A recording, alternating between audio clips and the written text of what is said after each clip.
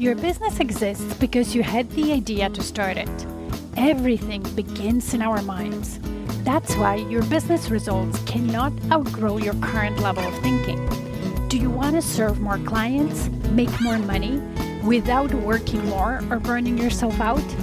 Grow yourself first as a leader of your business, because that's who you are, a leader, even if you're the only person in your business right now. When you lead yourself first, the business results will always follow. My name is Maggie Perotin. I'm an international business and leadership coach, an expert in business mindset, strategy, and high performance. I created the Diamond Effect podcast to help you elevate your thinking, expand your perspective, and through it, grow your business without overwhelm. So let's get started.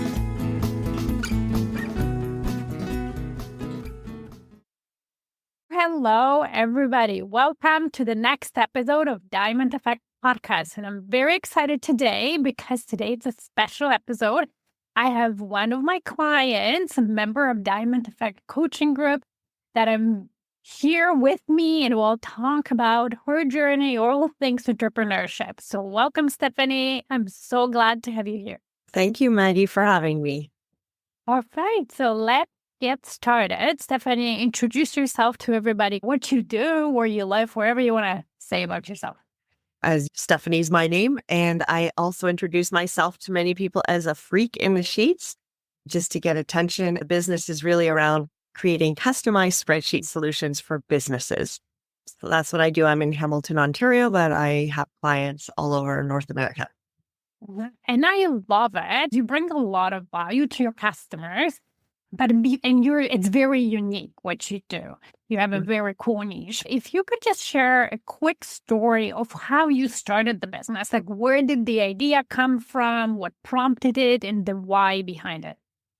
It was actually quite accidental, and it happened years before I actually quit my job and started the business, in that my husband was meeting with his mother's financial advisor after his father passed away.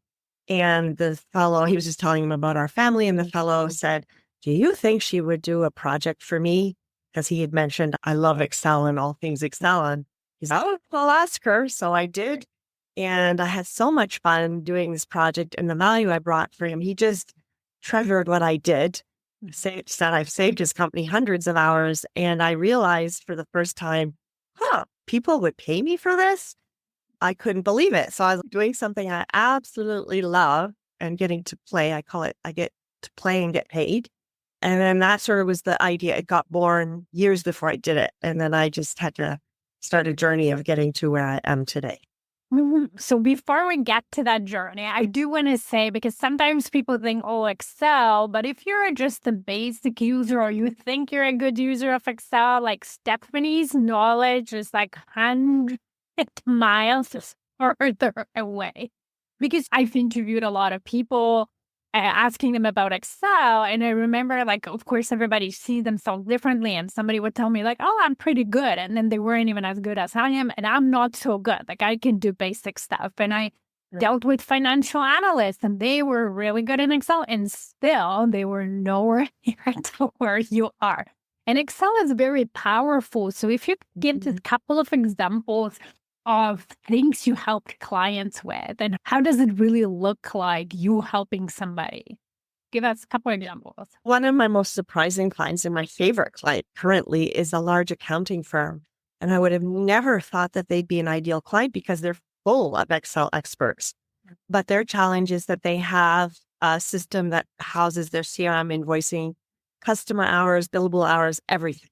And the problem is getting the data out of that in a format that they can work with to build dashboards, general reports, HR reports, marketing. It doesn't even matter. It comes out in a format that takes them a few hours to massage and manipulate. And either their staff doesn't have the knowledge how to do it, or they don't have the time to do it. They've hired me to do that. And I've created numerous reports and dashboards for them, and they just find that invaluable. Now they're getting to new levels of dashboards where they're getting business intelligence out of their raw data, literally at the click of a button, which previously would have taken hours, or they just didn't even know how to extract that information or data intelligence out of their numbers. That's just one example of where I've helped even a company that's full of Excel gurus. Yeah. And I also know that you help a lot, for example, firms or companies that have sales teams, right? Yes. Tracking the sales and even sales managers, helping them like understand their team performance, right? That's also like a common thing that you do for your clients. Yes. Yes. So executive level support is great for me. I love working with them because their time is absolutely valuable. They should not be spending hours in Excel at all, aside from whatever information they need. So yeah, I've done a lot of streamlining there, giving them their reports and their team's reports so they all know what they're doing. Yeah. Fun. Great. Okay, so let's move on to your sort of entrepreneurial journey. And I know you started your business a little bit before you quit your job, right? So just like me, started as a side hustle, and then you transitioned from the 9 to 5 to just running your business. So talk a little bit about that transition. Tell us maybe like things, what fears came up. We all know that it's not easy to transition this way. What helped you to finally make that move? I started by, again, it was not a planned thing. I just got invited to a BNI, started networking. This is a couple of years or maybe a year and a bit before I quit my job, just to start building a network, surrounding myself with people who are experts in running businesses, and they were my mentors. And then I met you as well. At some point, I thought, I'm going to bet on myself and invest in a coach. That was you. The biggest fear I had was leaving a cushy job.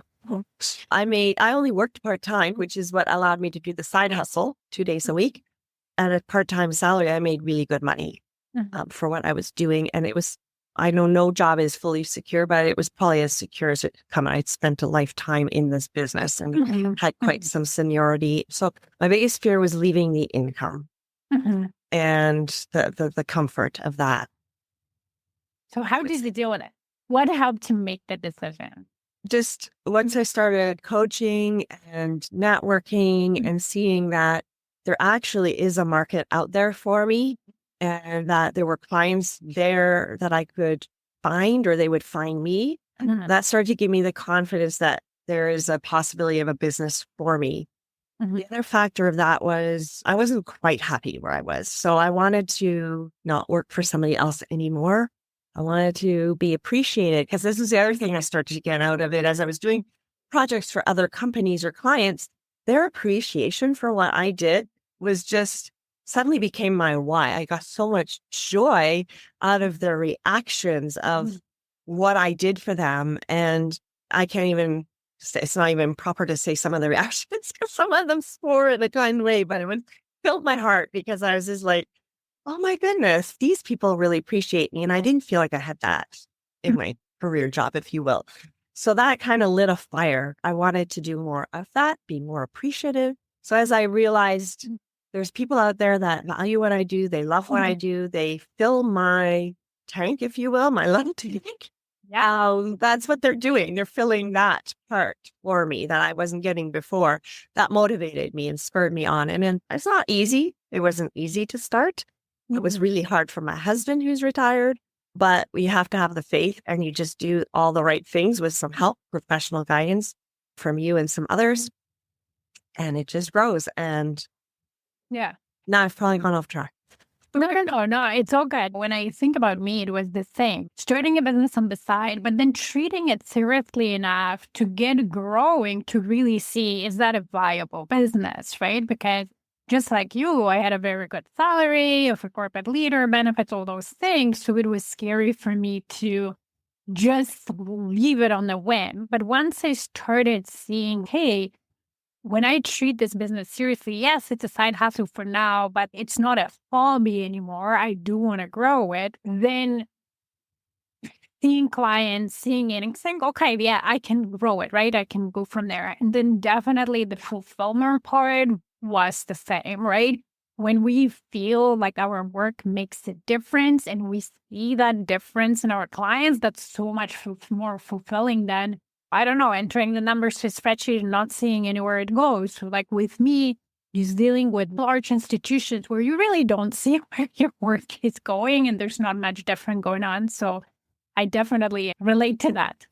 So now let's go about, because as you say, entrepreneurship, it's not easy. There could be everybody's in a different situation, but just what you mentioned, sometimes when we move into entrepreneurship and people around us have never been entrepreneurs, and whether it's our spouse or parents or siblings or friends, they don't really understand the journey. So it can be hard and it can feel lonely sometimes to go on that because it's very different than a 9 to 5, right? So how did you maybe navigate that challenge? Because I know it was hard for you at times. How did you navigate it to overcome and not let go or not give up, just keep going no matter what people around you were telling you? Honestly, Maggie, it was a lot of your coaching that helped me with the mindset and plowing through and having the belief and the confidence that this will happen and get to the point that I need it to.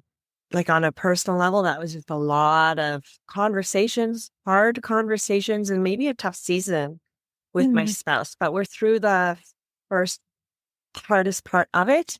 And now he's seeing like my fire and the joy and the clientele coming. Like it's been a great start to the year. And now he's full of optimism. I'm full of optimism. But it was just hard. How I got through it really was just talking with other people who've gone through it. That was you and many others in my circles. You just have to surround yourself with other entrepreneurs who can relate, because my husband was a public sector worker as a teacher, so he does not understand it at all. I have a lot of people in my family that don't understand it, and he thought I was crazy. What are you doing? In a way, we can't blame them. Like if someone spend their whole life as an employee or public sector employee on top of that and so on, you can't blame them. They don't know any other reality, right? So it's not, and as you say, our job is just to surround ourselves with people who understand, who might have either gone through that journey and then they are still in it, but at a different level, or maybe they're going through it at the same time. But they are understanding the process. They know that even though it's hard now, it's not going to be the same hard forever, and that this is a necessary path, right? So then keep you motivated and help you going. Okay, so as you're talking about that, let's move to talk a little bit about business owner mindset versus employee mindset and making that transition, because it is a process. And we talked about it last week during our coaching call, where I've noticed even myself, it's not a transition. Oh, I quit my job. And yes, on paper, I'm like, let's say, full-time business owner. But in my mind, that takes time to completely switch, right? And you've been at it for a year now where you're on your business. So what changes have you seen in yourself as far as employee thinking versus a business owner, founder, CEO thinking? Yeah, and I'm still working at that, honestly, because I think when we do something we love and that's fun and it's passionate, we'd rather be in the work. So for me, I'm still working at the regular CEO time and putting that hat on. But I have realized the value of it, because when I don't do it, if I don't take the time for strategic planning, assessing how I'm doing, like all the things I need to do to grow my business and keep growing it. If I'm not doing that, my business suffers and I get into a slump. So I think it's just a journey of making mistakes, like putting the CEO time off to the side and then learning from that. Well, oh, that's not working well because now I don't have clients. And then when you start doing all the things you need to do, oh, I have clients. That's how it works. And then the other thing I've learned is there's things in my business I absolutely hate doing. They're not my favorite things in the world, but I've been able to make a mindset shift around realizing that every business owner, no matter what the business, whether they're an entrepreneur, even a senior manager in a company, it doesn't matter. There's always aspects to our jobs that we don't like. And maybe as a business owner, that ratio changes. Maybe there's more things we don't like, but I've shifted my mindset to say, okay, those are things I don't really care to do, but they're necessary. Maybe one day there's a few things I will hire out. I've already started to do that in some areas where I've gotten other help. You just realize that's just part of the deal. And then if I do those things, then I also get to have that time of joy, the things I love to do. It's just that balance that I'm working on finding. Yeah, it's always a process, right? Because in the beginning, you're everything. And sometimes I talk to entrepreneurs, they're like, oh, I didn't sign up for it. But I'm like, yeah, you did. When you start an entrepreneurship, I always say it's like having babies. Like, who likes to change diapers and deal with a crying baby? But that just comes with a package, right? Not all the time when the baby's cute and happy and so on. It's the same with the business. But as we grow, we definitely can outsource some of that, right? And then of it will just stay just because, or there will be new things that we need to do that now we're not necessarily always enjoying. But then I think that the reward of having your own business and doing what you love and helping people that way grows that rate. So let's talk about some skills, because as you said, when you start a business, there's a bunch of things you're going to do that maybe you didn't realize, but you didn't know, oh, those are actually skills that I need to learn, right? In order to get my business off the ground and keep growing it. What are some skills that you had to grow to be successful in growing a business? The biggest one for me has been the networking skills.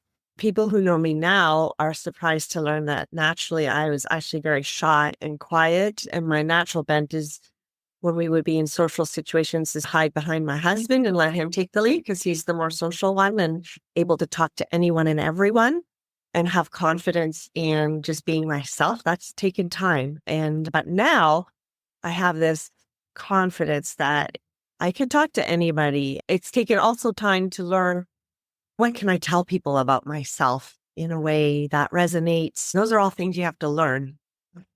So the networking has been my biggest growth and also was my initial challenge because I didn't really like it. I don't know that I always like it still, but it is what it is. And I like people, even if I'm not naturally comfortable in a big room of strangers.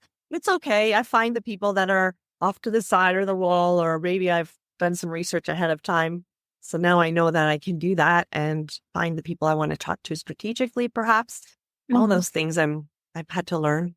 Yeah. And you know what? That's a great point you're bringing, because networking was definitely one of the skill sets I had to acquire. I didn't network that much in my corporate world. And it can be intimidating when you're naturally introverted, self included. But playing to your strengths really helps. So you mentioned, oh, I like people, right? And networking is about meeting people. So when you frame it that way, then it helps you. For me, it was, oh, I like to learn about people, about other things. So once I started reframing that, being in a group of people I didn't know, it has become much, much easier for me. And you got to know yourself. And even for me as an introvert, I need to modulate the amount of meetings with strangers I have every week and to make sure that I get my rest and recharge, right? Yes, it's exhausting. That it can for sure for us introverts. So let's talk now a little bit about consistency, because I've been thinking about lately about consistency and the thoughts I have. In a way, in entrepreneurship, you have to be consistent first before you can learn any other skills. And what I mean by that is, let's say you're starting a business and you don't know much about marketing and sales and you got to learn it, right? Those are two really important skills for any entrepreneur to learn. But in order to understand marketing and sales for your business and learn it, you first have to be consistent doing it. So then you can review, you mentioned that in your CO time. So then you can look at that and say, okay, I'm doing this for X amount of time consistently. What is working? What isn't working? How can I improve, right? So in order to improve and grow any skills, you have to be consistent first. So I want to ask your opinion. What do you think, like what role consistency plays in even your business growth? I mentioned it earlier too with the networking. When I got inconsistent and I stopped doing the things I need to do, my business dropped off. And so I do have now targets where I want to visit specific, like target intentional new networks a couple times a month, stepping outside of what my normal networking is. And if I do those things consistently, also have consistent one-to-ones that, again, I try to pick as strategic as I can. If I keep doing those things, It doesn't have to be a lot. It just has to be maybe a couple new meetings a month, a couple of one-to-ones a month with new people, or a week, I should say. That just is enough to grow my business. But if I stop it altogether, it doesn't work. And now if I flip that, if I go too far the other way, where I'm doing too many new networking or too many one-to-ones, my business suffers. I don't have time then to do the other things I need to do. Not just speaking of the work, like I love the work. That always distracts me. Then I don't do the other things. It's what I got to learn to still focus on. But it's other things like making sure I've done my bookkeeping and logging, like all those things you need to do for the CRA, for example, or my website or the reviews or my social media posts. Like all that stuff has to be done regularly. And if I don't, I do feel I can see my business suffer when I don't do it. Yeah. Yeah. For sure. So finding that balance in the tasks or activities that you need to complete, especially as a service provider, right? Because when you deliver service, there's also time that you take to fulfill the commitments, right? So the client buys whatever you offer and then you got to fulfill it. So being consistent in marketing your business, however it looks like for Stefanie, it's predominantly networking, but marketing your business and then while delivering your service, while also doing maybe other things, like that balance is very important. And of course, it will look different for every business. So quickly talk about what is currently like the hardest part of being an entrepreneur and also the best part about being an entrepreneur for you. The best part is the freedoms. We finally, this past January, had our first go at me working in Florida. Now, it was cold, but whatever. It was the point of we were able to travel and I could be anywhere in the world now and do what I want. That to me is huge. And I want that freedom. Or if my children need me for whatever, I have adult children and two of them, they don't live anywhere near me. But if they need me, I have the freedom to go. And I'm not responsible to anyone else. I'm responsible to me and my clients. That's it. So that is the biggest reward. And then the hardest part is just right now as mindset is the confidence that I can continue and constantly find the work and constantly get paid for what I do. Like that, the income, that's the trust. I'm still working on trusting the process and trusting the longevity of this. And it's definitely a work in progress. Like we have to have, I think with that, you have to have enough proof for our brain to click in. And that proof is created by you, first, of course, trusting yourself, but then consistently doing the activities, right? Doing marketing your business, selling the business, spreading the word. Because ultimately, the more people know about you and remember you, the more of the opportunities come your way. Yeah. And then you've been part of Diamond Effect Group coaching specifically, so coaching with me for, I don't remember, over a year. Talk a little bit about maybe how being in the group and that setting and coaching helped you on your journey. The big thing is you're not alone. And I'm in the group one. So even if I'm just listening and it may not be applicable to me in the moment, I'm always learning from other people's struggles. And the other thing I love is if I can help contribute to somebody else's, like we're working, I feel then we're not alone. We're in a team. We've got some amazing guidance. Even if it's not coming from you, it's coming from somebody else. That to me has been so rewarding. But the best is just not being alone in our journey and knowing that we're all in it together. Everybody shares the same or similar struggles and we can overcome them, and seeing some success, like some huge successes from other entrepreneurs. And as we're growing and learning, it's so fun. So much fun to see us women, it's mostly women power. We got it. Yeah. And I think it also reinforces that belief because you're seeing, hey, like there are entrepreneurs like me, right? Their challenges are the same. And yet with help and putting your mind to it, growing the skill set and consistency, they're succeeding, meaning if they can, I can. And then you get to cheer them on, they cheer you on, you contribute, and there is this sense of community that also, I think, as I say, makes you not feel alone and be more motivated and keep going. It's also good to have a weekly check-in. That is part of that consistency. And Yes. I don't know. You have this amazing ability to, even if I don't know what I need, you know what I need. I don't know how you do that, but you do. That's my genius, knowing what my needs, even if they don't know. It's magic to me. It's like my spreadsheet magic to other people. You have this other magic. That's right. So anything else that maybe you want to add that we haven't covered or we've forgotten to talk about? I can't think of anything except that anybody listening who has not got a business coach, whether it's you or somebody else, I think I would strongly encourage anyone considering starting a business. I started with you before I ever quit my job. Don't wait. It's actually easier to hire a coach when you still have a job because then you can feel you can afford it. Get a coach that resonates with you, fits with your style, and jump on board. I would not have done this without you or the others in the group or even in some of my networks. Just you need other entrepreneurs, but I would highly, highly recommend a business coach. And I know you didn't mean to interview me for a pitch, but that is, I have learned and I've encouraged so many people. It's a must have.